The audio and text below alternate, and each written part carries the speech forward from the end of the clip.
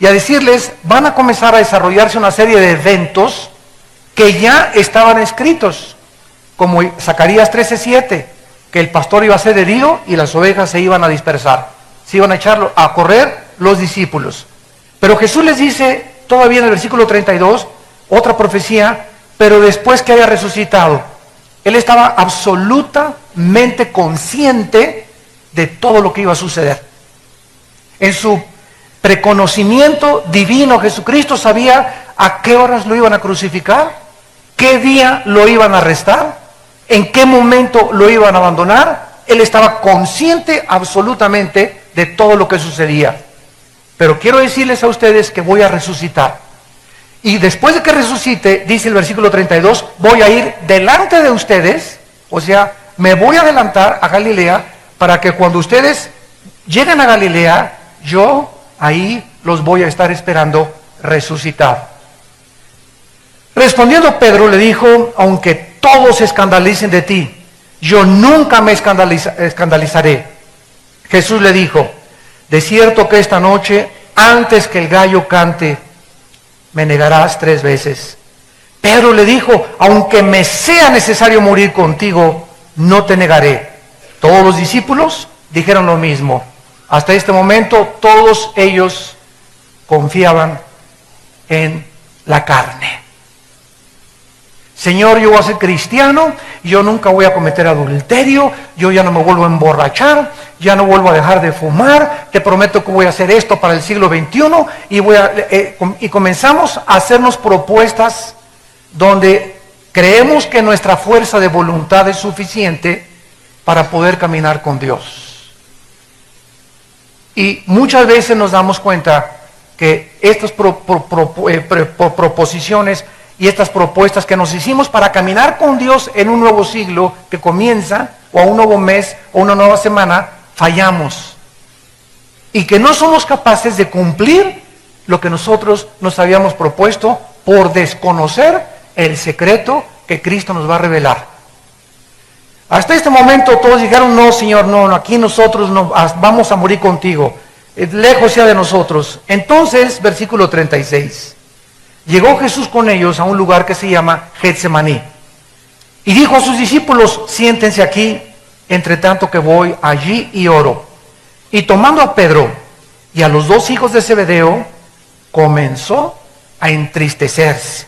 Esta palabra en el griego, lupeo, que se tradujo entristecerse, significa ser afectado de una profunda tristeza o de un dolor del corazón indescriptible. Podemos decir, me siento triste que me dejó mi esposa, me siento triste que mi hijo esté caminando en malos pasos, me siento triste de la situación del país, pero esta tristeza que Jesús experimenta en Getsemaní rebasa todo lo imaginable de la tristeza que un ser humano puede atravesar. Así que si tú te sientes triste en esta mañana por algo o por alguien, hay alguien que se identifica contigo en esta tristeza. Y dice a continuación, y angustiarse de una forma sobrenatural, o sea, se tradujo en gran manera. Esta palabra ademoneo en el griego, que se tradujo angustiarse, significa inquietud profunda del alma, perturbación interior, depresión profunda. Lo que sucedió en la humanidad del Hijo de Dios en Getsemaní se puede solamente describir con 2 palabras castellanas: tristeza y depresión, tristeza y soledad. No hay otras palabras en el vocabulario para describirlas más que en el original griego. Y entonces Jesucristo en el versículo 38 les dijo, mi alma está muy triste hasta la muerte, quédense aquí y escuchen lo que les dice, velen conmigo. Era el momento de velar. Y este siglo XXI, donde comienzan a cernirse nubes negras en el panorama, donde las guerras y las amenazas de guerras nucleares van a aumentar, donde los fenómenos meteorológicos y sobrenaturales van a comenzar a incrementarse, donde tsunamis como el que acaba de ver en Australia esta semana, olas en Australia de 6 metros de altura, ahogaron totalmente un poblado, y terremotos, etcétera, etcétera. Es el tiempo en que Dios nos dice desde el cielo: pueblo mío, es tiempo de velar. Y esta es la importancia de este estudio. ¿Qué significa velar? Yendo un poco adelante, versículo 39, se postró sobre su rostro, orando y diciendo: Padre mío, si es posible, pase de mí esta copa, pero no sea como yo quiero, sino como tú. Vino luego a sus discípulos y los halló durmiendo, o sea, no velando.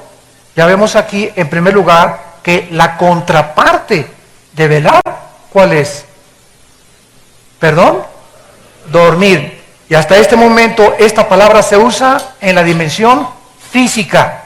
Cuando les dijo, velen conmigo, le estaba diciendo, manténganse despiertos físicamente, o sea, no se duerman físicamente. Noten esto, versículo 40. Los halló durmiendo y le dijo a Pedro: ¿así que no han podido velar conmigo una hora? Aquí nos damos pues cuenta que la interpretación hasta este momento de velar es mantenerse despierto físicamente. Versículo 41 cambia totalmente la interpretación: velad y orad para que no entren en tentación. El espíritu a la verdad está dispuesto, pero nuestra carne es débil, demasiado débil. Tienes que conocerte a ti mismo. Qué débil es nuestra carne. Porque hasta que no estemos conscientes de qué débiles somos, no vamos a velar. Vamos a confiar en nuestras propuestas y en nuestros planes y en nuestros programas, y esto y por acá, yo soy santo, yo nunca voy a caer, y estoy en lo espiritual y he alcanzado un límite espiritual tremendo. Y mientras vivamos en esa burbuja absolutamente falsa espiritualmente hablando, vamos a caer. Como dice en 1 Corintios, el que piensa que está firme, mire que no caiga. Y por segunda vez, versículo 42, Cristo, orando por segunda vez, les dijo: Padre mío, si no puedo pasar de mí esta copa sin que yo la beba, hágase tu voluntad. Vino otra vez y los halló durmiendo, porque los ojos de ellos estaban cargados de sueño. Y dejándolos, se fue de nuevo y oró por tercera vez. Y recuerden, él solo. Ellos no pudieron velar. Y entonces vino a sus discípulos, versículo 45, y les dijo: ya duérmanse. Yo hubiera dicho bola de flojos. Descansen. He aquí ha llegado la hora y el Hijo del Hombre se ha entregado en manos de pecadores. Levántense, vámonos, vean, se acerca el que me entrega. Esta es una de las principales advertencias y amonestaciones que Jesús les hace a los discípulos, y es importante que en esta mañana podamos descubrir el significado profundo de lo que significa espiritualmente la palabra velar. Por ejemplo, en 1 Corintios capítulo 16, versículo 13, dice el apóstol Pablo que debemos de velar y portarnos varonilmente, haciendo justicia. Y veamos nosotros que casi siempre en la Biblia, principalmente en el Nuevo Testamento, cuando se usa la palabra velar, va asociada de la palabra orar. Velar y orar son dos actitudes que forman una sola moneda. No se pueden separar. Son absolutamente hermanas. Por eso es que muchos de ustedes, cuando se proponen orar, ¿qué sucede? Les vence el sueño. Y por eso no es recomendable orar acostado, a menos que tengas alguna deficiencia física o tengas problemas en los meniscos, en tus rodillas, y no te puedas hincar o sentar. Pero el problema cuando oramos dormidos, ahí me ha pasado muchas veces, me quedo dormido. Y ya no sé ni a qué horas me quedé dormido, pero oré 4, 5, 6, 8 minutos de acuerdo al cansancio que tengamos, y ahí nos quedamos. Y cuando queremos velar, no lo hagas acostado, por favor, porque te vas a quedar dormido. Estas dos palabras, velar y orar, nos ilustran las más importantes acciones que debemos de tomar en nuestra vida cristiana, sobre todo en los tiempos, repito, que estamos viviendo antes de la segunda venida de Cristo al mundo. Lo que se nos está diciendo es que no podemos en el mundo ser solamente espectadores pasivos. Soy cristiano y veo todo lo que pasa, oigo estos chismes, oigo por acá, vengo a la iglesia, me siento acá, me siento allá. Entonces somos espectadores de un partido de fútbol sin tomar parte como jugadores, que es lo que Dios nos está diciendo, que no podemos seguir en el asiento el domingo solamente calentando aquí la banca y viniendo a oír la palabra, y entre semana nunca hablas de Cristo a nadie. Tal vez desde que te convertiste no has ganado una sola alma. En tu familia hay cantidad de personas que aún no conocen a Cristo. ¿Y todo por qué? Porque no te has mantenido despierto espiritualmente. No te has mantenido despierta espiritualmente. Has estado en una vida cristiana dormida espiritualmente, sin tomar parte activa de lo que Dios nos manda a hacer. Vayan al mundo y prediquen el evangelio a toda criatura. Y es una orden, un mandato, no solo a los misioneros y a los predicadores, sino a todos los cristianos. Tenemos la responsabilidad de compartir a Cristo, de hablar de Cristo a tiempo y destiempo, en el funeral, en la fiesta, en Navidad, en el Año Nuevo, al panadero, al lechero, al tendero, a la familia cuando hay reunión en la familia, al taxista que me lleva en el camión en la ruta 100. No podemos más que recordar esto. El mundo es como una isla llena de edificios que se está hundiendo. Y ahí están los hombres todavía queriendo hacer más edificios más altos y más construcciones, y está hundiéndose la isla con todos los que estamos en la isla viviendo. Y cuando se hunda todo, cuando se acabe todo, porque todos tenemos que morir, lo único que va a sobrevivir son las almas. Las almas de tu abuelita, las almas de tu tío, no la de tu perro, la de tu primo, la de tu cuñado, la de la gente, de todas las personas que viven en el mundo. Es lo único que sobrevive. Todo se hunde, el mundo se va a acabar, va a haber cielos nuevos y nueva tierra. Nosotros vamos a sobrevivir. Y cuando sobrevivamos y pasemos a la otra dimensión que nos está esperando, en la otra vida, de esto voy a hablar en la otra conferencia, la vida en el cielo, vamos a descubrir que lo que hicimos mientras estábamos velando, despiertos espiritualmente, va a tener repercusiones eternas en las recompensas y en la posición de autoridad que vamos a recibir en la otra vida. En otras palabras, si tú vas a ser en la otra vida presidente de 4 o 5 naciones o gobernante de la galaxia Andrómeda, o vas a tener posiciones de autoridad en el reino de Dios, va a ser no porque le caíste bien a Dios ni a Cristo. Ahí no va a haber compadrazgos ni nepotismo. Va a ser por tu fidelidad que tuviste mientras estabas en el cuerpo. No perdamos el tiempo. ¿Qué tan importante es velar? Antes de entrar a este estudio, consideremos que otra vez se encuentra con la palabra asociada de orar, porque el Espíritu Santo une la palabra velar con orar en toda la Biblia. Vamos pues a introducirnos al estudio. La palabra velar significa en el griego, etimológicamente, es la palabra gregoreu, como si fuera Gregorio, grego, dreu, y significa mantenerse despierto, no dormirse, estar en guardia, mantenerse vigilante y alerta ante los peligros espirituales de los cuales estamos rodeados. Jesús dijo: los mando como ovejas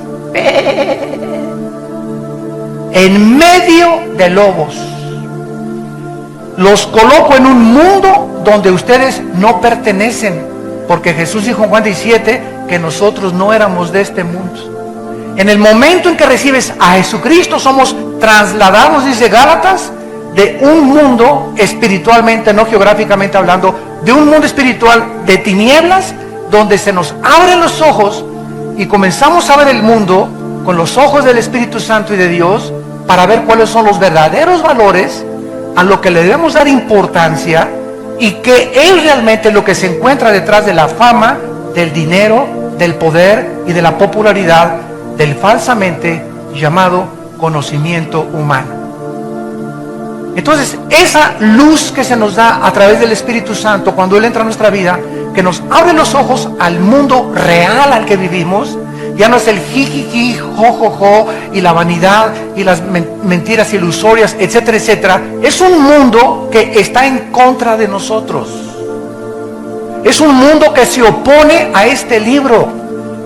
Es un mundo que odia a Dios.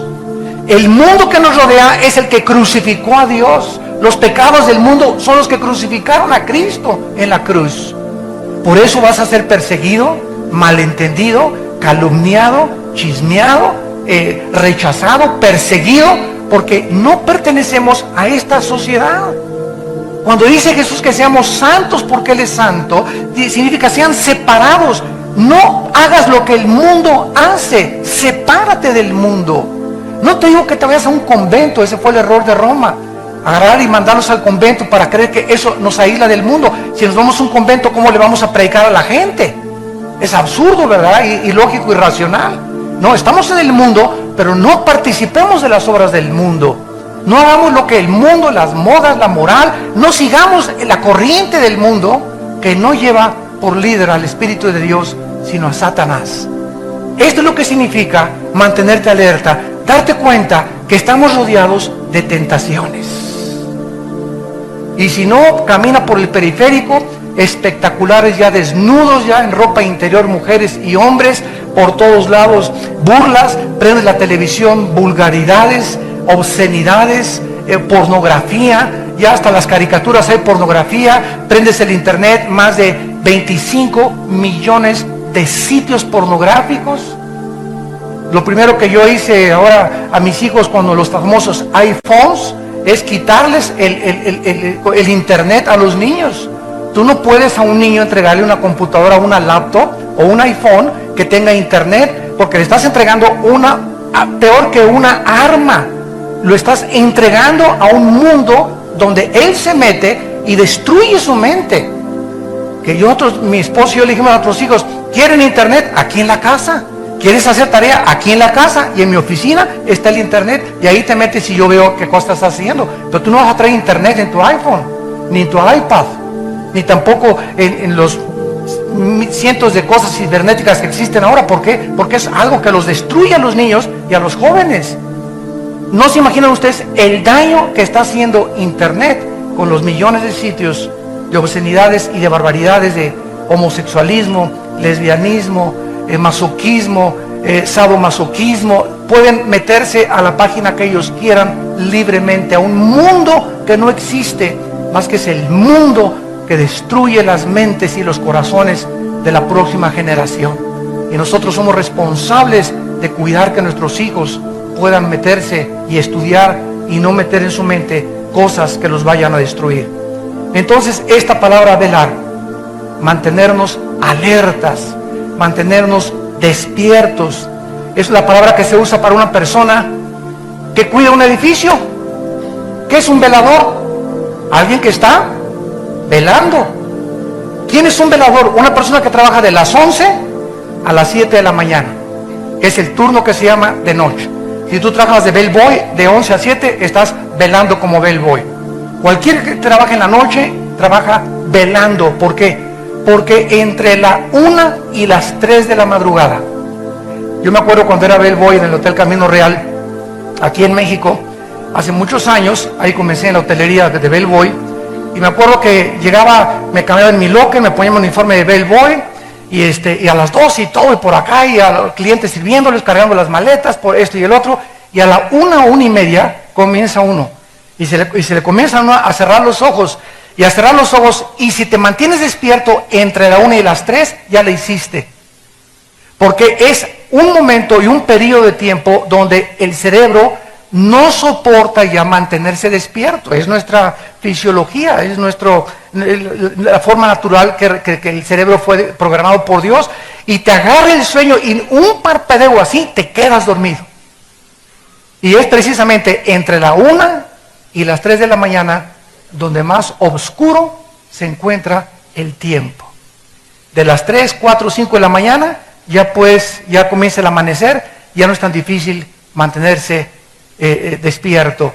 Pero ahorita estamos entrando a la 1 o 2 de la mañana en el mundo.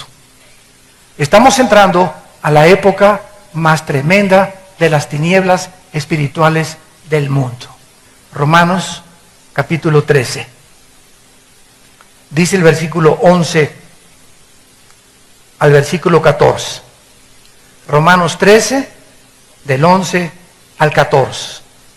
Y esto, vean el énfasis espiritual de esta amonestación del apóstol Pablo. Romanos 13, 11. Y esto conociendo el tiempo. O sea, ¿qué responsabilidad tenemos nosotros de saber en qué tiempo estamos viviendo? Debemos de conocer que nos encontramos a las 2, 3 de la mañana. El mundo está oscureciéndose. Dice Isaías, y las tinieblas cubrirán el mundo, pero a usted le resplandecerá la luz. Es en este tiempo, amados santos de Dios, ustedes que nos escuchan a través de la televisión, cuando más alertas y despiertos espiritualmente debemos estar. Conociendo el tiempo, que ya es hora de levantarnos del sueño. Ya estuvo suave que nada más el domingo y entre semana, el tiempo de ir a la iglesia, vamos a la iglesia. Jesucito mío, me dice compañeros, ni noche ni día. Santo, santo, santo, santo. Y te vas y de lunes a sábado no vives la vida cristiana, no tienes una vida de oración diaria, no tienes una vida de estudio de la Biblia, no vas entre semana a estudios, estás dormido, dormida en el tiempo que estamos viviendo. Y luego, ay, me dejó mi esposo. Ay, me dejó mi esposa, y mi hijo tiene problemas, y esta cosa, y me robaron por acá, y me pasó estas cosas, y quieres que en ese sueño espiritual te ayude Dios. Y cuando despiertas es cuando, Señor, ¿me ayudas? Señor, ¿me sanas? Esta pasa de Santa Claus, ¿me la sanas también, Señor? No queremos disciplina, no queremos someternos a la palabra de Dios, pero queremos que Dios sea nuestro siervo cuando lo necesitamos. Y esto no lo enseña en la Biblia. Esto no lo encuentras en las Sagradas Escrituras. Levantémonos del sueño porque ahora está más cerca de nosotros nuestra salvación que cuando creímos. Y dice Pablo, la noche está avanzada. En otras palabras, él compara la vida cristiana con el día y la noche física. Así como el amanecer es a las 4 o 5 de la mañana y la peor hora es entre la 1 y las 3 de la mañana, físicamente hablando, estamos entrando en la peor época de la humanidad, la hora de las tinieblas. ¿Recuerdan cuando Jesús lo agarraron en Getsemaní y lo arrestaron? ¿Saben? ¿Recuerdan la palabra que dijo? Ahora es el tiempo de las tinieblas. El momento que crucificaron a Cristo, el mundo se cubrió de tinieblas. Fue la hora en la que Satanás tenía el permiso de Dios de cubrir el mundo de tinieblas. Y si hubiéramos tenido una pantalla que nos descubriera el mundo espiritual en la cruz de Cristo, hubiéramos visto que ahí en el aire estaba Satanás con todos los millones de ángeles potestades gobernantes de las tinieblas. Ahí se reunieron en el monte Gólgota. Alabío, alabao, alabim, bomba. Le dimos, ra, ra, ra. Y estaban todos, el templo se rasgó, hubo un terremoto tremendo, y qué susto a los 3 días. Cuando él sale de entre los muertos y les dicen, ¿dónde está tu bio? Dabao, alabim, bomba. Aquí estoy, yo soy el que, ustedes me echaron porras para morir, me rechazaron, me crucificaron, se burlaron, me escupieron, me calumniaron, y yo no dije absolutamente nada. Ahora es el tiempo de la luz, de la resurrección de entre los muertos, para que todos ustedes vean, para que todos ustedes sepan Que así como ahora el mundo parece que se nos echa encima y que por todos lados los demonios de la violencia, los crímenes, asaltos, secuestros, etcétera, etcétera, parece que Dios no está a cargo del mundo ni soberanamente gobernando el universo, nosotros tengamos paz en nuestro corazón, porque estamos despiertos y sabemos que Él es el Señor, y el que habita al abrigo del Altísimo morará bajo la sombra del Omnipotente. Y diré yo a Jehová en esta época, mi castillo, mi Dios, mi esperanza, en quien confiaré. No tendré temor de nadie, ni del terror nocturno, ni de saeta que vuela de día, ni si me robo, ni mucho menos, porque mi alma está en las manos de mi Creador, de mi Señor, y nadie me puede tocar, ni a mi familia, más que con el permiso de mi Dios. Y caminas en este mundo de tinieblas, y ando así, y él quiere salir, lleno de temor, y deprimido, y aplicado, y el otro, y ya perdí el trabajo, ahora me voy contra mi esposa, ya perdí el trabajo, ya pierdes totalmente la brújula, te divorcias, y comienzas a hacer y a tomar decisiones totalmente irracionales, simplemente por algo, porque cuando Cristo te habló, no pusiste un fundamento en tu vida. Y cuando los vientos comenzaron a soplar contra tu vida, perdiste el trabajo, perdiste a tu esposa, perdiste a tu novio, perdiste a tu y el otro, y vinieron las aguas y los ríos a tu vida no estaba sobre la roca. Estabas dormido. En los últimos 5 años de tu vida cristiana, estabas dormido. Y cuando vino la adversidad, derrumbó tu vida. Y después de que derrumbó tu vida la adversidad, le echas la culpa a Dios. ¿Por qué muchas gentes, cuando viene la adversidad, reniegan de Dios y se alejan de Dios? Porque tú no puedes manifestar que tienes una fe verdadera hasta que cuando soplan los vientos contra tu vida, permaneces de pie. Solo los hombres y las mujeres que cuando la adversidad los visita, se mantienen firmes como Job. No entiendo por qué Dios me quitó mi casa, me quitó a mis hijos, me quitó mis propiedades.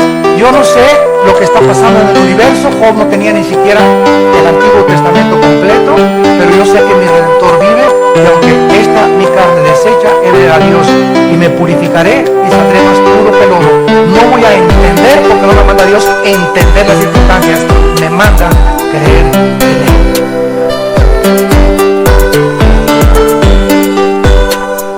Esa es la fe. Creer a pesar de las circunstancias. No sé lo que está pasando, y me preguntas, yo tampoco sé, hermano, lo que está pasando en mi vida. Pero eso es una cosa. Salmo 27. Hubiera yo desmayado si no hubiera creído que vería a Dios en la tierra de los vivientes. La fe es lo único que nos sostiene en seguir creyendo. Y si cuando los vientos vienen contra tu vida, tu fe no está fortalecida, porque estabas dormido espiritualmente hace 4, 5, 6 semanas, los vientos van a acabar con tu casa, van a acabar con tu familia, van a acabar con tu matrimonio, van a acabar con tu negocio, van a acabar con todo, porque viene para matar, robar y destruir el enemigo. Pero yo, dijo Jesús, quiero darte vida y vida en abundancia. Despiértate, tú que duermes, y te alumbrará Cristo. Ahora pasamos y nos damos cuenta, pues, que velar espiritualmente, unido a la oración, es lo único que nos dará la fuerza y el poder para sobrevivir este mundo. Es lo único que nos va a mantener de pie y aguantar los chubascos, las granizadas, las tormentas espirituales y físicas que se vienen sobre el mundo. Es lo único que te va a mantener, y aunque pierdas el trabajo, no va a faltarte la comida, no vas a pedir prestado, porque joven fui, dice el Salmo 37, y he envejecido, y no he visto justo desamparado, ni su descendencia que mendigue el pan. Por cuanto has puesto en mí tu amor, dice el Señor, Salmo 91, y has confiado en mí, yo te libraré. Porque sabe Dios librar a los justos de la tribulación y darles el pan en el momento de la adversidad. Hijo mío, no te olvides de mi ley, y tus mandamientos estén en mi corazón, porque largura de días y de años y paz te aumentarán. Proverbios capítulo 3. Fíjate de Jehová de todo tu corazón, no te apoyes en tu propia prudencia. Reconócelo en todos tus caminos y Él enderezará tus veredas. Teme a Jehová y apártate del mal, porque será como medicina a tu cuerpo, refrigerio a todos tus huesos. Honra a Jehová con tus primicias, con tu dinero, úsalo para la gloria de Dios y nunca, dice el Señor, nunca te faltará, porque tú me honraste cuando tenías. Ahora que no tienes, acuérdate que no me honraste. No me eches la culpa, dice Dios, que no encuentres trabajo, porque cuando tenías trabajo no me honraste ni siquiera con tus diezmos. Y no es porque Dios lo necesite, simplemente porque es una manera de demostrar que confiamos y que nuestros intereses están en el reino de Dios. Solamente velando y orando podemos nosotros soportar los tiempos en que estamos viviendo. Mientras más cerca nos encontramos de Cristo, con más urgencia debemos despertar de nuestro sueño espiritual. Ahora, en segundo lugar, velar bíblicamente es mantener la mente alerta. Porque aquí es donde todo absolutamente se desarrolla el campo de la batalla. La mente es el campo de la batalla entre el bien y entre el mal. Dios nos ha dado una mente maravillosa, no sé cuántos de ustedes ya lo descubrieron. Un niño de 6, 7 años de edad puede hablar 4 idiomas. Yo tengo un nieto ahorita, Max, el hijo de Moisés, mi hijo, que habla 3 idiomas, portugués, inglés y español a la perfección a los 7 años de edad. Su mamá es portuguesa o brasileña, ¿verdad? El inglés lo está aprendiendo en Estados Unidos y el español, pues papá le habla todo el día en español. 3 idiomas habla, le hablas en portugués, este niño de 6 años, te contesta en portugués. Le hablas en inglés, te contesta en inglés, le hablas en español, te contesta en español. Tiene 6 años, ahora va a comenzar a aprender italiano. Hay niños de 10 años o de 12 años que se graduaron de la universidad.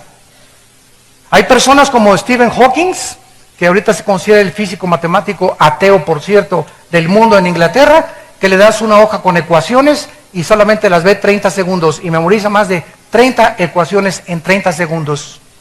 Y te dice perfectamente bien de qué se trató cada incógnita, cada raíz cuadrada y cada x de cada ecuación. ¿No se han dado cuenta ustedes que la mente que Dios nos los dio para que estudiáramos, para que aprendiéramos, para que observáramos, para que analizáramos, para que juzgáramos, para que discerniéramos, para meditar, para memorizar y para pensar? Pero ¿en qué tu mente la estás usando a los 20 años que tienes, 30 años que tienes? ¿En el Calimán? Nada más la sección de deportes, si ganó el América o si perdió el América, o si los Steelers van ahora al Super Bowl. Y la televisión, las telenovelas te roban tu mente, las telenovelas. Te la vacían las películas, las telenovelas. ¿Por qué? Porque nunca memorizas la palabra, nunca la reflexionas, nunca piensas, nunca ponderas acerca de lo que estás leyendo. Y es la razón por la cual tu mente es de ostión. La tienes así, tu mente la tienes completamente obstruida. Entonces no tienes una mente que pueda discernir, pensar, analizar, tomar decisiones. ¿Por qué? Porque no has ejercitado tu mente. Romanos 12:2. No se conformen a este mundo, sino transfórmense por medio de la renovación de vuestro entendimiento. En el griego dice, no dejes que el mundo moldee tu manera de pensar. Transfórmate, no pienses como piensan los científicos ateos, los artistas de cine, los cantantes, etcétera, etcétera. No le creas a Paquita lo del barrio, la que dice de los hombres, etcétera, etcétera, porque a ratito vas a creer que eres una rata de 3 patas. No creas los comerciales, no creas lo que dice en la televisión, no creas todo el 100% lo que ves en las noticias, en los periódicos. Trata de meterte a mi palabra, dice el Señor. Métete a mi palabra, comienza a memorizar 2 versículos en la mañana, 2 en la tarde, 2 en la noche, como si fueran chochos de un médico. Señora, tómese usted 2 chochos en la mañana, 2 en la tarde y 2 en la noche, y llegas a los 15 días, ay, pues me sigue doliendo la panza. Se tomó los chochos, no me los tomé, ya no regrese conmigo, dice el doctor. O va a hacer usted lo que yo le digo, o yo no soy responsable de su sanidad. Y así estamos nosotros los cristianos. Ay, Señor, tengo tantas tentaciones y no puedo aguantar, y no puedo dejar el cigarro, y no puedo dejar aquello. ¿Por qué? Porque no obedece lo que Él te está diciendo. Josué 1, 8 y 9, Josué, día y noche día en la mañana y en la noche antes de acostarte, cuando te levantes y cuando te acuestes, medita en mi palabra. Memorízala, reflexiónala, guárdala, piensa en ella. Eso se llama ponderar, meditar en la palabra. Y esta meditación y memorización de las Escrituras es la que hace que, como un globo, nuestra mente comience a abrirse, abrirse, abrirse.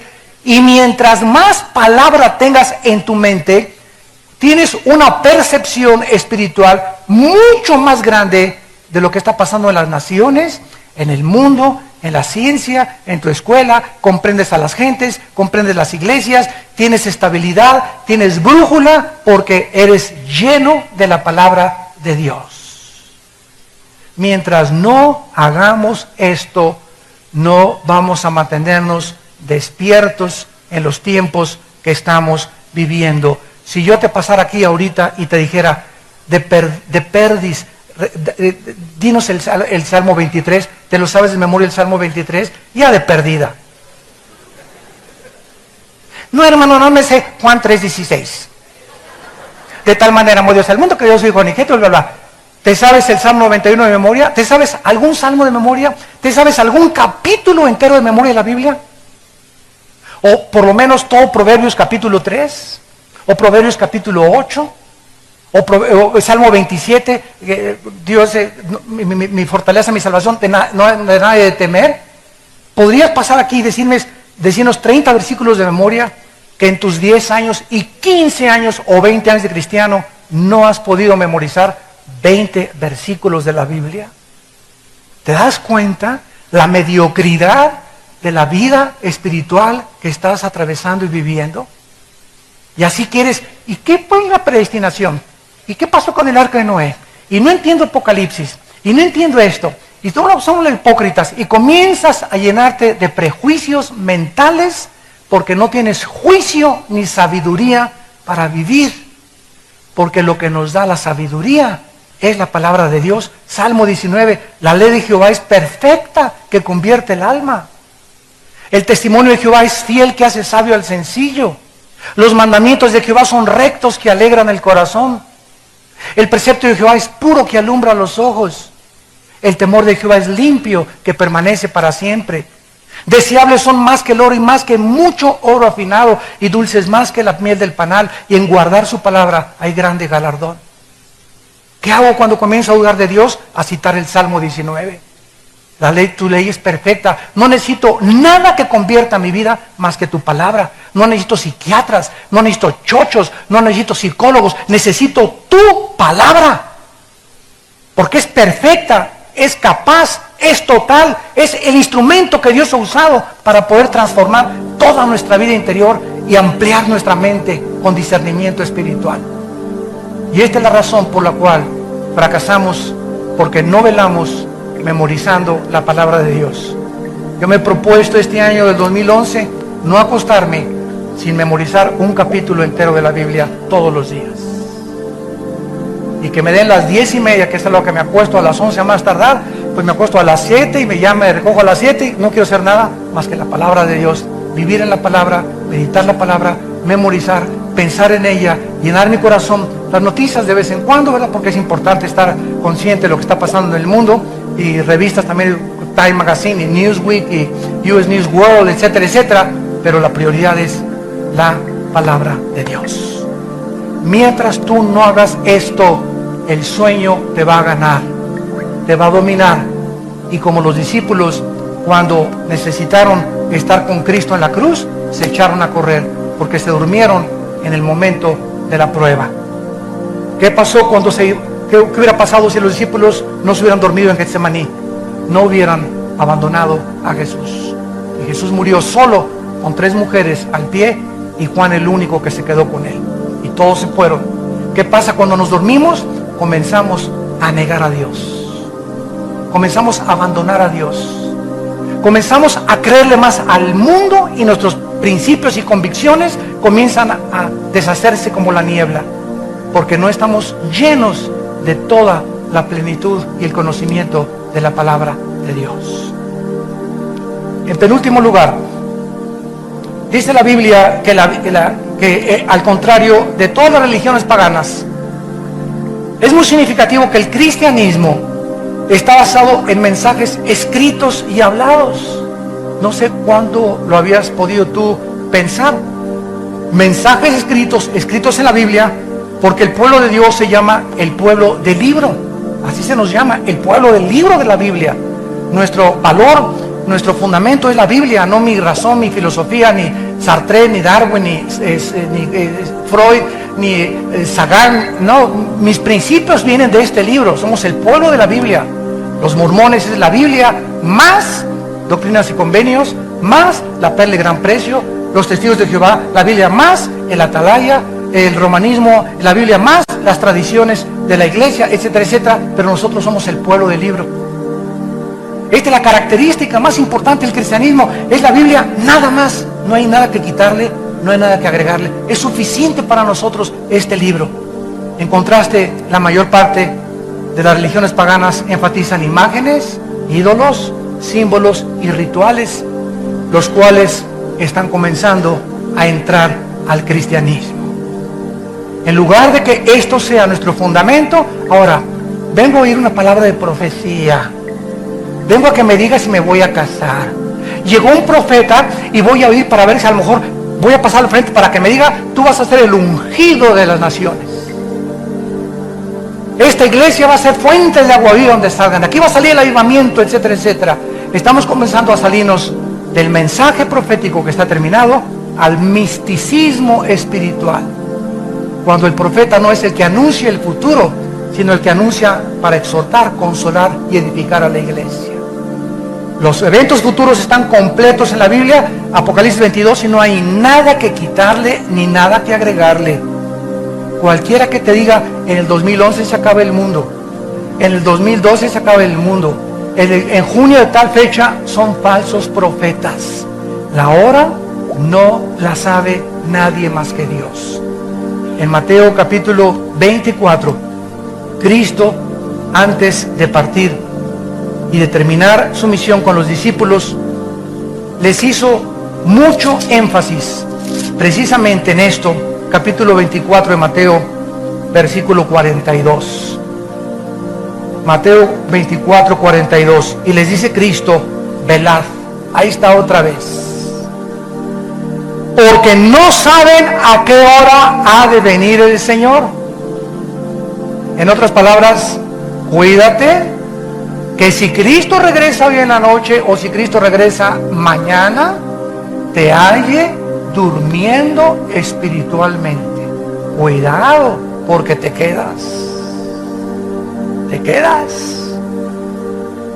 Fue lo que dijo en Lucas 21, orad y velad para que seáis tenidos como dignos de escapar las tribulaciones que se vienen sobre el mundo. Cuando Cristo venga, los que tengan las lámparas prendidas, ¿se acuerdan la parábola de las 10 vírgenes? Solo las que tenían el aceite. O sea, muchos traían la Biblia es la lámpara. Pero si tú traes la lámpara a la Biblia sin el aceite, que es el Espíritu Santo, que es el que le da vida a la palabra, no mi mente, no mi razonamiento, sino que es el Espíritu dentro de mí lo que hace viva la palabra a mi espíritu. Si no tengo una relación con el Espíritu Santo viva, diaria y dinámica, porque estoy alerta y el Espíritu Santo tiene un instrumento a quien hablarle. Cuando venga Cristo, me va a hallar, sí, con la Biblia, aleluya, gloria a Dios, y viene el rapto, y de repente la mitad aquí del sur se quedaron en la iglesia. ¿Y los demás dónde están? Y entonces vas a caer de rodillas ahí en tu silla. Señor, tenían razón, ¿verdad? ¿Y por qué? ¿Por qué? Por tu negligencia y por tu incredulidad. Nunca le creíste a Dios. Y no me vengas a decir, Señor, Señor, porque te voy a decir, Mateo capítulo 7, nunca te conocí, nunca hiciste mi voluntad. ¿Cuál es su voluntad? Que velemos y oremos. Y continúa Jesús en el versículo 43, pero sepan esto, que si el padre de familia supiera a qué hora el ladrón habría de venir, velaría y no dejaría minar su casa. Tú vives en una casa y creo que si te dicen que hay ladrones afuera de la casa, serías un tonto de dejar las puertas abiertas. Nuestra vida debemos de cerrarla, porque estamos rodeados de ladrones espirituales, de espíritus demoníacos que quieren entrar a robarnos esto, la palabra de Dios. El diablo quiere sacarte esto y no se te va a aparecer en persona, te va a mandar a tu primo, a tu novio, a tu novia, a alguien de tu familia, a un amigo cercano, a meterte dudas, a meterte tentaciones, a jalarte hacia ellos, porque quiere sacar esto de tu vida. Porque tu vida no está cerrada, no tiene candados. No has atesorado la palabra de Dios como lo más precioso que debemos de tener. Si no pongo candados en mi casa, se meten los ladrones. Si no pongo candados en mi vida espiritual, el enemigo viene a robarnos, a destruirnos y a destruir nuestra mente y los valores y la confianza y la esperanza que Dios nos ha dejado. Y dice el versículo 43, si el padre de familia supiera, o sea, si nosotros también supiéramos a qué horas vendría el ladrón, ¿verdad? Pues velaríamos. Pero tanto también ustedes estén preparados, porque el Hijo del Hombre vendrá a la hora que no pensáis. ¿Quién es el siervo fiel y prudente, al cual puso su Señor sobre su casa para que les dé el alimento a tiempo? Bienaventurado aquel siervo al cual cuando el Señor venga, le halle haciendo así. ¿Quién de ustedes va a ser el prudente y el fiel, que cuando Cristo venga los va a encontrar?